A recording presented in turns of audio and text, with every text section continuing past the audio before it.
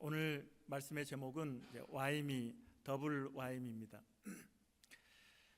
이 오해라고 하는 것이 사람들의 관계 속에서 오해가 많이 생기고, 그래서 아주 사소한 오해가 아주 중요한 관계들을 깨뜨리는 경우가 우리의 삶에 많이 있습니다. 그런데 우리가 사람과의 관계 속에서 생기는 이 오해는 둘째 치고라도 하나님과 사이에서 오해가 생긴다면 이것은 아주 심각한 문제가 되기 때문에 오늘 말씀을 통해서 하나님과의 그 관계 속에서 우리가 갖고 있는 오해를 좀 풀어보는 시간을 가지려고 합니다.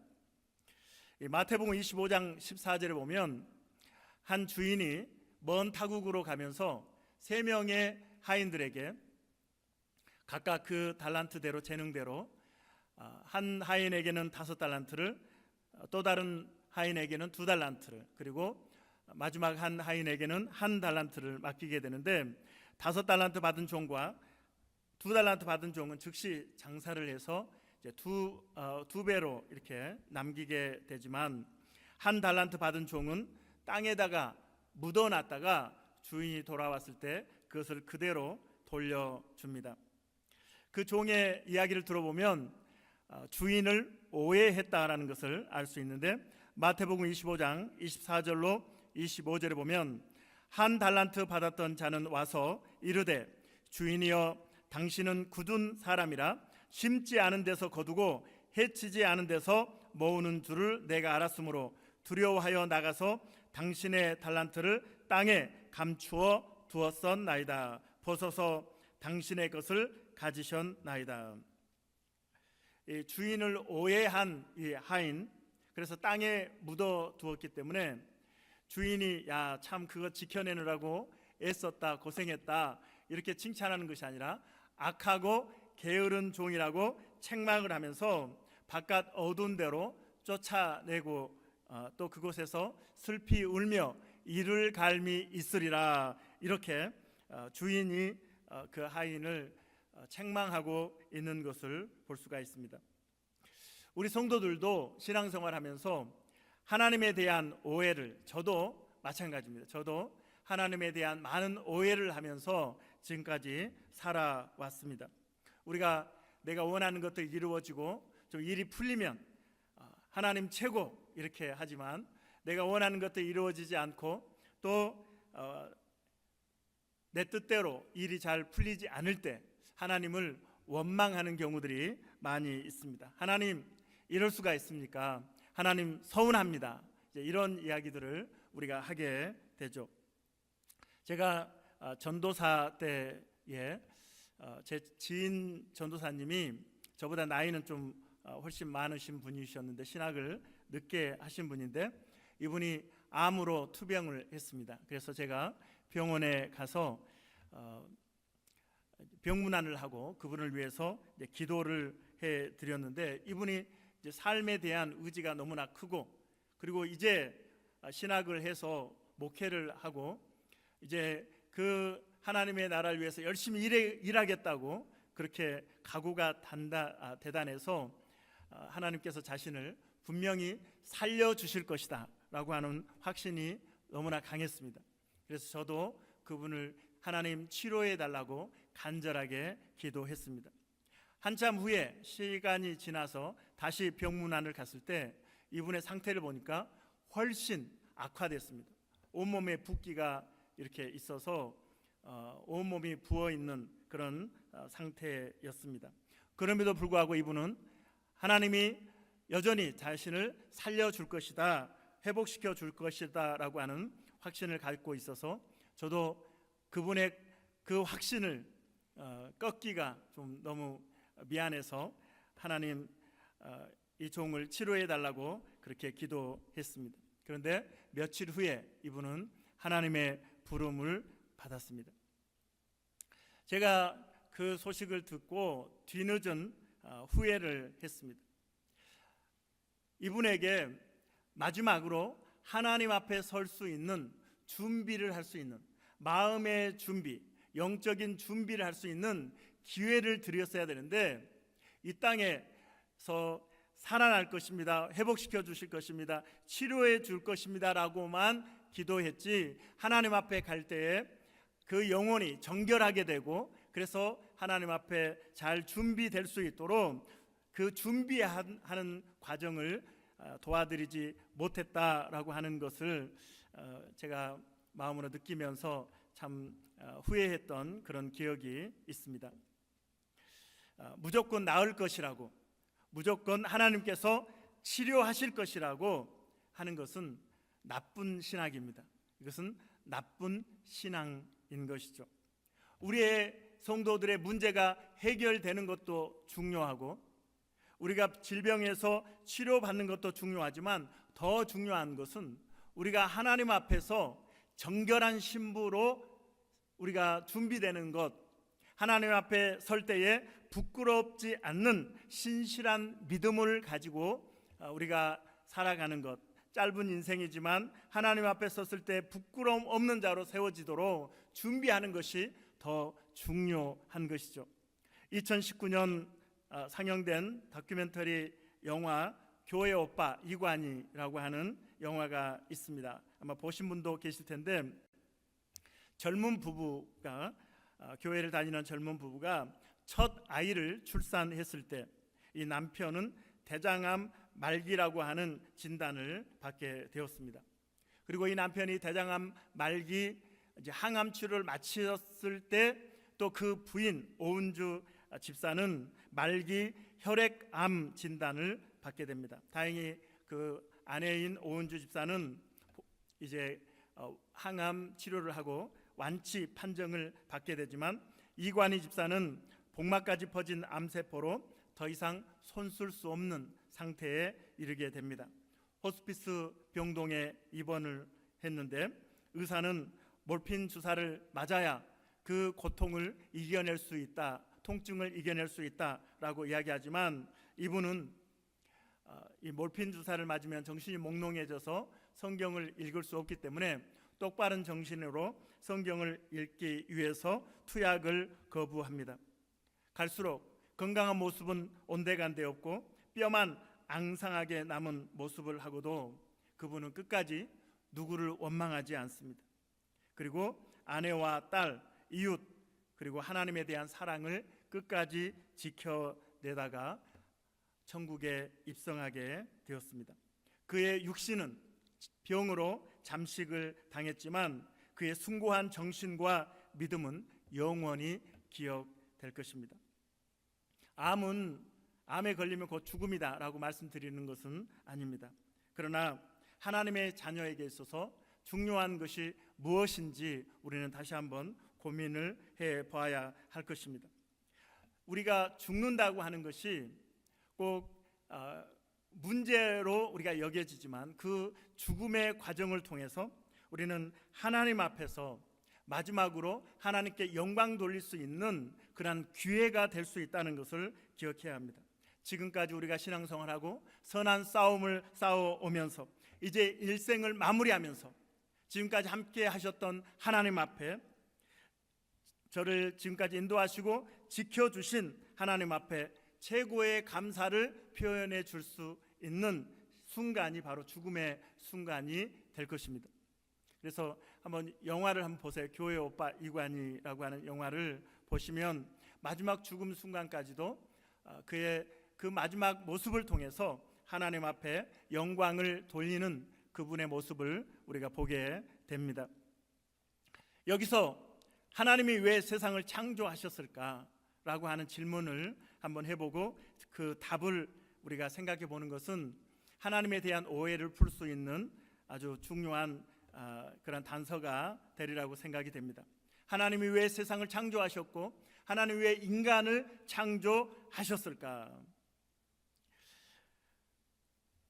요한복음 17장 1절에 보면 예수님께서 이렇게 기도하십니다. 요한복음 17장 1절, 예수께서 이 말씀을 하시고 눈을 들어 하늘을 우러러 이르시되 아버지여 내가 때가 이르렀사오니 아들을 영화롭게 하사 아들로 아버지를 영화롭게 하게 하옵소서. 예수님 십자가를 지시기 전에 전날 하나님 앞에 기도했던 모습이고 성부 하나님과 성자 예수님의 관계가 어떤 관계인지를 우리에게 잘 설명하고 있습니다. 서로 두 분 사이에 영화롭게 하는 관계였다. 아들은 성부를, 성부는 성자를 영화롭게 하는 그러한 관계임을 예수님은 기도를 통해서 말씀하십니다. 자, 5절에 보면 예수님은 이렇게 기도하십니다. 아버지여, 창세 전에 내가 아버지와 함께 가졌던 영화로서 지금도 아버지와 함께 나를 영화롭게 하옵소서. 자, 예수님이 무엇이라고 말씀하십니까? 창세 전에, 창세 전에, 이 세상을 만드시기 전에, 인간을 만드시기 전에, 우주 만물을 만드시기 전에 스스로 계셨던 성부, 성자, 성령 하나님은 창세 전부터, 세상에 만물이 존재하기 전에, 인간이 존재하기 전부터 삼위일체 하나님은 서로 영화롭게 하셨던 관계를 말씀하고 있습니다. 자, 이것이 의미하는 것은 무엇입니까? 우리가 하나님을 영화롭게 드려야 한다, 이렇게 이야기하면서 우리가 하나님께 영광을 돌리지 못하면 하나님이 받으실 그 영광에 결핍이 생긴다라고 우리는 그렇게 생각을 하죠. 그래서 우리가 거들먹거리면서 하나님, 제가 영광을 돌려드리겠습니다. 제가 찬양으로 영광을 돌려드리겠습니다. 제가 봉사로 섬김으로 영광을 돌려드리겠습니다. 이렇게 말하는 것은 맞는 말이 아니다라고 하는 것입니다. 세상이 창조되기 전에, 인간이 창조되기 전부터 하나님은, 삼위일체 하나님은 이미 영화로우신 분이셨습니다. 충분히 영광을 받으셨던 분들이십니다. 서로 영광을 나누셨던 분이라고 말씀하고 있습니다. 어떤 외부적인 상황에서 영광을 받으시고 영광의 결핍이 생긴 것이 아니라 삼위일체 하나님은 충분히 영광스러운 분이셨다라고 말씀하고 있습니다. 그렇다면 왜 하나님은 세상을 창조하셨고 인간을 창조하셨을까요? 성부, 성자 하나님이 서로 교통하심으로, 교제하심으로 놀라운 기쁨과 놀라운 영광을 느끼고 계실 때에 하나님께서 우리만 이렇게 기쁨과 영광을 누릴 수 있겠는가? 우리를 닮은 존재를 만들어서 그들도 우리가 느끼는 기쁨을, 그들에게 우리가 느끼는 영광을 흘려보내서 그들도 영광을 누리고 기쁨을 누리며 살게 하자. 이것이 성부, 성자, 성령 하나님의 결정이었습니다. 그래서 천지와 만물을 창조하시고 인간을 창조하셔서 하나님의 형상으로 지어서 하나님이 느끼시는, 경험하시는 그 영광과 기쁨을 사람들도 느끼도록 하셨다는 것입니다. 그래서 사람을 통해서 영광과 기쁨이 하나님께로 올라가는 것이 아니라 창조의 목적은 하나님으로부터 사람에게, 창조의 사람에게 기쁨과 영광이 흘러오도록 창조하셨다라고 하는 거예요. 순서가 다르죠, 그렇죠? 그래서 하나님께서 세상 만물을 창조하시고 마지막 날, 여섯째 날에 인간을 창조하십니다. 모든 복지를 다 준비하시고 마지막 날 인간을 창조하셨다는 것에 우리는 그것이 의미하는 것이 무엇인지 알겠죠. 하나님이 인간에게 가장 복된 위치에서 하나님이 주시는 은혜를 누릴 수 있도록 마지막 날, 여섯째 날 창조하셨던 것을 볼 수가 있습니다. 그래서 창조 기사를 우리가 쭉 살펴보면 하나님께서 인간을 향한 배려와 사랑이 느껴지게 되는 것이죠. 무엇보다도 인간이 다른 짐승과는 다르게 영혼을 가진 존재로, 하나님의 형상으로, 하나님을 닮은 존재로 지음받았다고 하는 것이 의미하는 것은 무엇입니까? 하나님을 닮은 자로 우리를 지었다는 것은 하나님이 느끼는 그 기쁨을 우리도 느끼고 하나님이 받으시는 영광도 우리도 받을 수 있도록 그러한 존재로, 그리고 하나님과 소통할 수 있는 존재로 우리를 지으셨다라고 하는 것을 의미하는 것입니다. 라디오 중에는 굉장히 값비싼 라디오가 있잖아요, 그렇죠? 그래서 TV보다 더 비싼 라디오가 있습니다. 그럼에도 불구하고 아무리 비싼 라디오라도 그 라디오는 영상을 볼 수 없죠. 그러나 아무리 싸구려 TV라 할지라도 싸구려지만 그 TV를 통해서는 영상을 볼 수 있습니다. 여러분이 좋아하는 드라마를 그 싸구려 TV를 통해서도 볼 수 있는 것이죠. 왜요? 영상을 보여주는 부품이 바로 그 TV에 있기 때문에 그렇습니다. 하나님이 우리를 창조하실 때 코끼리 얼마나 거대합니까? 하늘 나는 독수리 얼마나 멋집니까? 호랑이, 사자, 그럼에도 불구하고 그 짐승에게는 어떤 부품이 없어요? 영혼이라고 하는 부품이 없어요. 그래서 하나님과 소통할 수 없고 하나님의 그 기쁨과 영광을 누릴 수 없는 것이죠. 그런데 인간에게는 영혼을 주셔서 하나님을 닮은 자로, 하나님과 소통할 수 있는 자로, 하나님을 예배하는 자로 만드셔서 하나님과 함께 영광과 기쁨을 누리는 존재로 만드셨다라고 하는 것입니다. 여러분이 그렇게 소중한 존재임을 믿으시길 바랍니다. 예레미야 32장 38절로 41절에 보면 성경 전체에서 하나님의 선하심을 가장 잘 드러내고 있는 말씀이라고 할 수 있습니다. 자, 38절부터 보면 그들은 내 백성이 되겠고 나는 그들의 하나님이 될 것이며 내가 그들에게 한 마음과 한 길을 주어 자기들과 자기 후손의 복을 위하여 항상 나를 경외하게 하고 내가 그들에게 복을 주기 위하여 그들을 떠나지 아니하리라 하는 영원한 언약을 그들에게 세우고 나를 경외하는 그들의 마음에 두어 나를 떠나지 않게 하고. 41절 같이 읽어볼까요? 내가 기쁨으로 그들에게 복을 주되 분명히 나의 마음과 정성을 다하여 그들을 이 땅에 심으리라. 이 복이라고 하는 이 히브리 단어는 하나님은 선하시다라고 할 때 이 선하시다라고 하는 단어, 똑같은 단어 토부를 쓰고 있습니다. 그래서 복을 위하여라고 하는 말씀은 하나님은 여러분과 여러분의 후손에게 선을 베풀어 주신다라고 하는 의미가 되는 것이죠. 그래서 우리는 성도들은 하나님의 행복으로부터 행복을 누리고 하나님의 기쁨으로부터 기쁨을 누릴 수 있도록 하나님이 우리를 인도해 가신다라고 말씀하고 있는데 이 놀라운 복을 어떻게 주시는가? 41절에 보면 마음과 정성을 다하여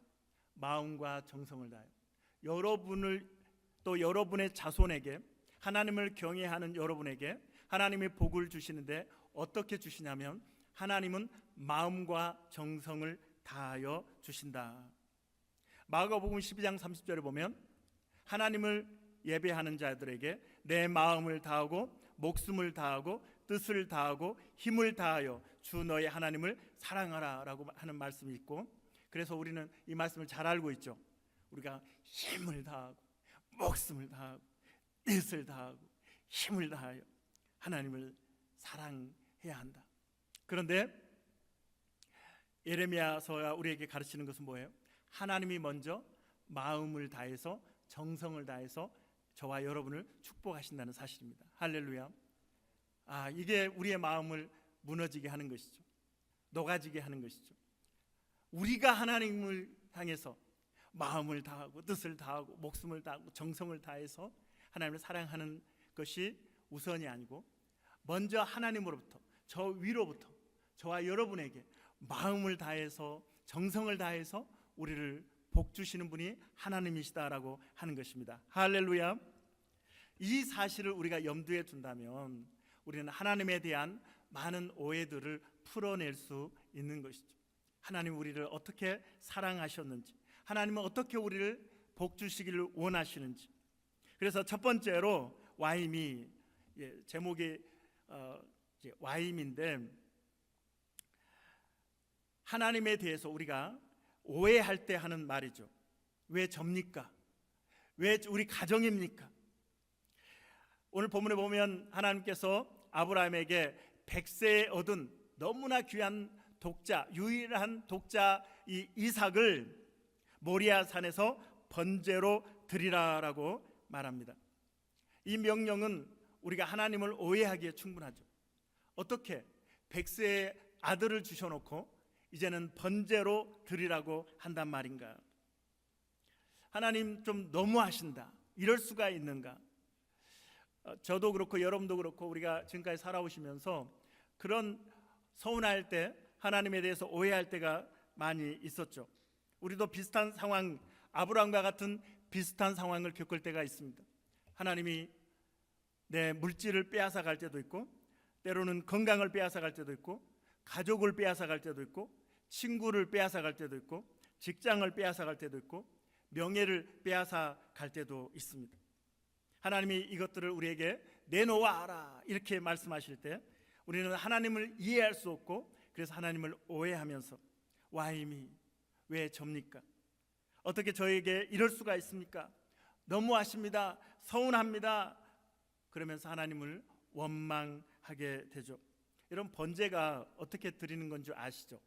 번제라고 하는 제사는 배를 가르고 창자를 끄집어내고 가죽을 벗겨내고 사지를 잘라서 나무 위에 그 제물을 올리고 불로 태워서 드리는 제사가 번제입니다.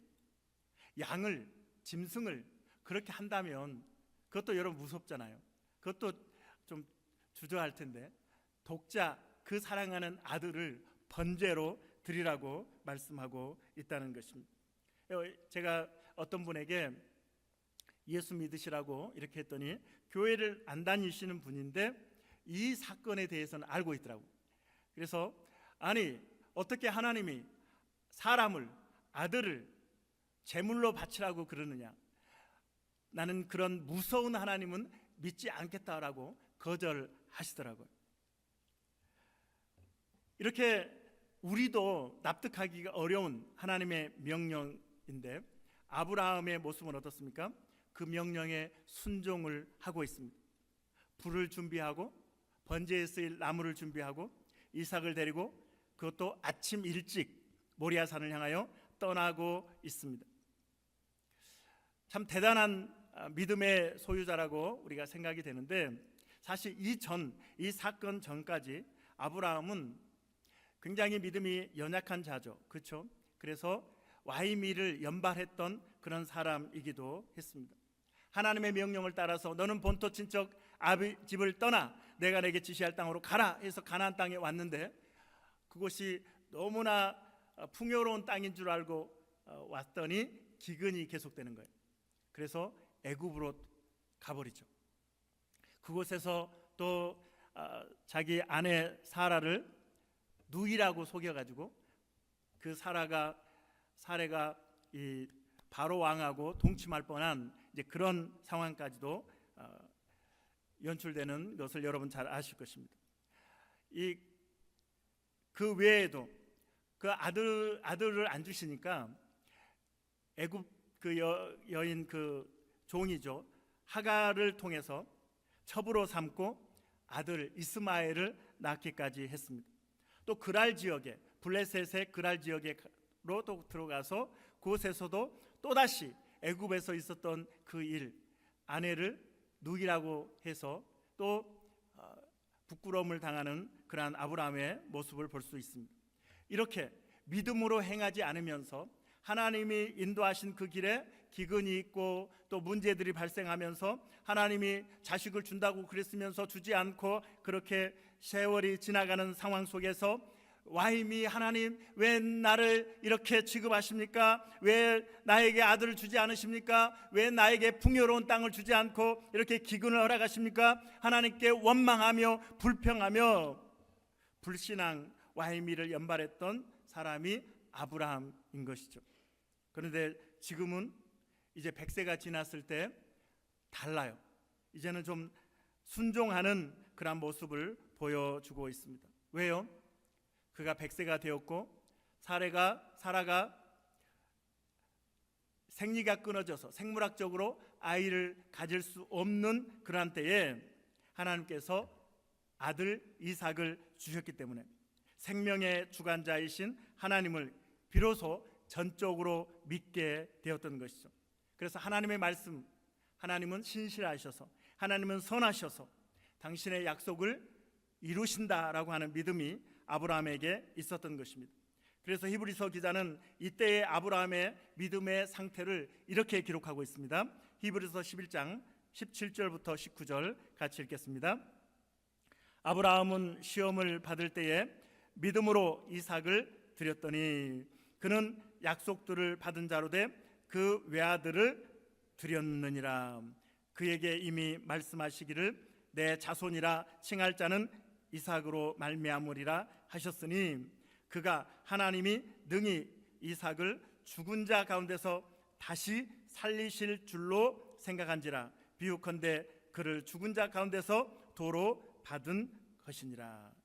아브라함 믿음이 이제 하나님을 온전히 신뢰하는 믿음으로 성장했는데 사람이 죽어도 살리신다라고 하는, 하나님은 살릴 수 있다라고 하는 믿음, 이삭을 통해서 분명히 하늘의 별처럼 바다의 모래처럼 후손을 주겠다고 했는데 이삭이 죽어버리면, 하나님이 말씀하신 대로 제물로 바쳐버리면, 그러면 하나님은 그 약속을 지키지 못하게 될 텐데 아마 하나님은 이삭을 다시 살리시겠구나라고 하는 믿음을 가지고 이삭을 이제 번제로 드리기로 결정했던 것이죠. 선하신 하나님. 그럼에도 불구하고 우리가 아브라함이 너무 담담하게 모리아산으로 갔을 것이라고 우리는 생각하는 것은 너무 무리죠. 인간이기 때문에, 사람이기 때문에 그 눈에 넣어도 아프지 않는 100세에 얻은 그 아들, 이 아이를 배를 가르고 가죽을 벗기고 사지를 잘라서 불에 태워 제물로 드린다고 하는 것은 아버지로서 엄청난 아픔이고 또 갈등이 있을 수밖에 없는 것이죠. 예수님께서는 제자들에게 이렇게 말씀하세요. 내가 십자가에 달려 죽었다가 3일 만에 다시 살아날 것이다. 예수님은 죽었다가 다시 살아날 것을 분명히 아셨어요. 그럼에도 불구하고 겟세마네 동산에서 기도하실 때 어떻게 기도하세요? 땀방울이 떨어져서 보니 핏방울처럼 변할 만큼, 모세의 혈관이 터질 만큼 간절하게 기도하시기를, 하나님 이 십자가를 내게서 지나가게 해 주십시오. 돌아가셨다가 다시 살아날 걸 알아요. 3일 만에 다시 부활하실 것을 알아요. 그럼에도 불구하고 하나님 앞에 간절히 기도했던 것은, 하나님 이 십자가를 내게서, 이 잔을 내게서 지나가게 해 주십시오라고 기도했던 것은 알지만 힘든 거죠. 죽음, 내가 죽는 것도 힘들고 내 자식이 죽는 것도 힘든 것이죠. 2020년 1월 2일 저희 가족은 이민국에서 온 추방 레터를 가지고 국경을 향해 갔습니다. 추운 겨울 1월 2일에 이제 캐나다를 떠나라고 하는 레터를 가지고 국경으로 갔습니다. 캘거리에서 10년을 살았는데 캐나다를 떠나라니 충격이었습니다. 제가 캘거리에 남아야 한 이유, 사랑의 교회 앞으로 어떻게 될 것인가. 내가 이대로 한국으로 돌아간다면 내 가족들과 내 지인들은 저 실패한 손승희 목사를 보라 하면서 조롱할 텐데 어떻게 그 사태를 수습할 것인가. 하나님이 그렇게 영광 받으실 것 같지 않는 시츄에이션이 발생할 것 같아요. 제 마음에는 두 가지가 싸워요. 하나님은 선하신 분으로서 나를 위해서, 우리 가족을 위해서, 사랑의 교회를 위해서 가장 좋은 길을 선택할 것이다, 이루어 줄 것이다 라고 하는 하나님의 선하심에 대한 믿음이 한편에는 있지만, 또 한편은 하나님이 나를 캐나다에서 떠나는 것으로 결정하면, 떠나라고 하시면 어떡하지? 라고 하는 염려와 두려움이 저의 마음속에서 싸웠습니다. 하나님이 선하심을 알면서도 저 쿠춘가요? 저기 국경까지 그 눈보라치는 겨울에 가족 아이들 데리고 국경을 향해 가는 제 마음이 너덜너덜했습니다. 너덜너덜. 제가 그러한 2020년 1월 2일에 그 경험이 있기 때문에 아브라함이 아들을 번제로 드리기 위해서 모리아산을 향해서 가는 그 심정이 조금 이해가 되는 거예요.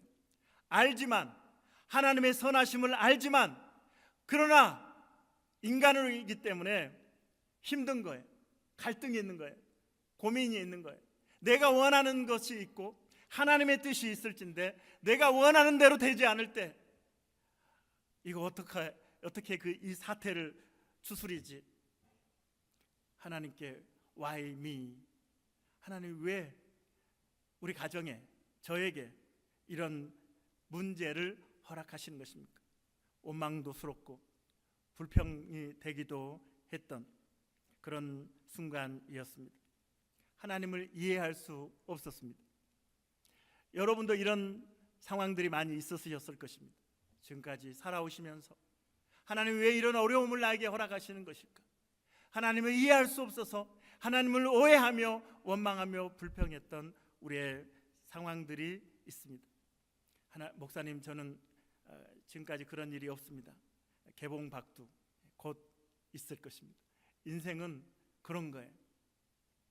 자, 오늘 두 번째 대지도 Why me입니다. Why me. 제가 더블 Why me로 제목을 정했는데 두 번째 Why me 똑같죠? 첫 번째 대지도 Why me, 두 번째 대지도 Why me. 그런데 첫 번째는 하나님을 오해한 상태에서 원망하는 마음과 불평하는 마음으로 왜 접니까? 라고 하는 Why me라면 두 번째 Why me는 하나님의 놀라운 은혜를 경험한 다음에 하나님, 나 같은 죄인을 왜 이렇게 사랑하십니까? 라고 하는 하나님과의 오해가 풀리고 이제 하나님의 놀라운 넘치는 사랑과 은혜를 누리면서 하는 고백, Why me? 하나님, 나를 왜 이렇게 사랑하십니까? 아브라함은 모리아산에 도착해서 제단을 만들고 나무를 올려놓고 이제 이삭을 결박을 합니다. 그리고 칼로 찌르려는 순간 급하게 하늘로부터 아브라함을 하나님이 부르십니다. 오늘 본문 11절 12절 같이 읽겠습니다. 11절, 여호와의 사자가 하늘에서부터 그를 불러 이르시되 아브라함아 아브라함아 하시는지라 아브라함이 이르시되 내가 여기 있나이다 하매 사자가 이르시되 그 아이에게 내 손을 대지 말라, 그에게 아무 일도 하지 말라. 내가 내 아들 내 독자까지도 내게 아끼지 아니하였으니 내가 이제야 내가 하나님을 경외하는 줄을 아노라. 하나님께서 칼을 들어서 이삭을 찌르려고 하는 아브라함을 막으시면서 급하게 막으시죠. 아브라함아 아브라함아, 그 아이에게 아무 짓도 하지 마라. 그리고 숫양을 예배하셔서 이삭 대신에 번제를 드리게 하셨습니다. 그리고 하나님은 이어서 놀라운 복을 약속해 주십니다. 우리 16절부터 18절 같이 읽겠습니다. 16절 시작. 이르시되 여호와께서 이르시기를 내가 나를 가리켜 맹세하노니 내가 이같이 행하여 내 아들 내 독자도 아끼지 아니하였은즉 내가 내게 큰 복을 주고 내 씨가 크게 번성하여 하늘의 별과 같고 바닷가의 모래와 같게 하리니 내 씨가 그 대적의 성문을 차지하리라. 18절, 또 내 씨로 말미암아 천하 만민이 어떻게 해요? 복을 받으리니 이는 내가 나의 말을 준행하였음이니라 하셨다 하라. 지금 이제 넘치는 복을 약속받고 있습니다. 아브라함뿐만 아니라 그 후손들까지, 그 자손들 천하 만민이 복을 받으리라라고 약속해 주고 계시죠. 계속해서 아브라함의 후손으로 예수 그리스도를 보내실 것을 말씀하고 있는 것입니다. 자, 이제 모리아산을 향해 가는 아브라함의 발걸음은 천금만금, 그렇죠? 얼마나 무겁게 고민 충만한 얼굴로 걸어갔을 것입니다. 그런데 이제 이 놀라운 하나님의 은혜를 누리고 또 하나님의 약속을 받은 다음에 집으로 돌아오는 아브라함의 발걸음이 얼마나 가벼웠을까요? 그렇죠? 할렐루야 하면서 얼마나 가벼운 발걸음으로, 그리고 하늘을 한번 보고 아들 이삭의 얼굴을 한번 보고 하늘을 한번 보고 아들 이삭을 보면서 이게 꿈인가? 이게 생신가? 하나님 왜 저에게 이렇게 놀라운 은혜를 베풀어 주시는 것입니까? 얼굴이 활짝 꽃이 피면서 행복해하면서 기뻐하면서 집으로 돌아오는 이 아브라함의 모습을 우리는 상상할 수 있습니다. 저도 2020년 1월 2일 국경에서 감사하게도 추방되지 않고 비자를 받아서 다시 돌아왔습니다. 그리고 하나님께서 영주권도 기적적으로 주셨고, 그래서 제가 하나님 앞에 정말 나귀가 바늘길을 통과하는 그 놀라운 기적을 하나님이 저에게 허락하셨네요 라고 하면서 아브라함처럼 하나님 저에게 왜 이렇게 큰 은혜를 베풀어 주시나요? 라고 하면서 이 추악한 죄인에게 이 놀라운 은혜를 베풀어 주시니 감사합니다. 하나님 앞에 그렇게 고백을 했고 지금도 그렇습니다. 하나님의 베풀어 준 은혜가 너무나 크기 때문에 첫 번째 와이미가 아니라 이제는 두 번째 와이미로 하나님 이 죄인, 추악한 죄인을 사랑해 주시고 은혜를 베풀어 주셔서 감사합니다. 사랑하는 성도 여러분, 여러분도 첫 번째 와이미가 아니라 두 번째 와이미로 살아가는 우리 성도들이 다 되어지기를 주님의 이름으로 축원합니다. 이제 말씀을 마무리하겠습니다. 본문 22장 1절에 보면 이렇게 시작합니다. 하나님께서 아브라함을 시험하시려고. 우리 성도들이 하나님의 명령을 1절부터 꼼꼼하게 읽지 않고 넘어가면 시험 들고 하나님을 오해할 수 있지만 1절을 꼼꼼하게 읽고 묵상하면 하나님이 아브라함을 테스트하셨다라는 것을 분명하게 기록하고 있어요.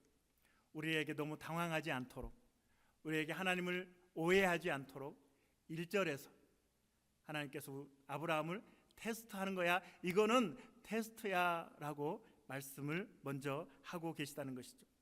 템테이션이 아니고 사탄이 우리를 사망으로, 멸망으로, 파멸로 끌고 가는 템테이션이 아니라 하나님은 우리를 시험하셔서 복을 주시길 원하시는 테스트였다고 말씀하고 있습니다.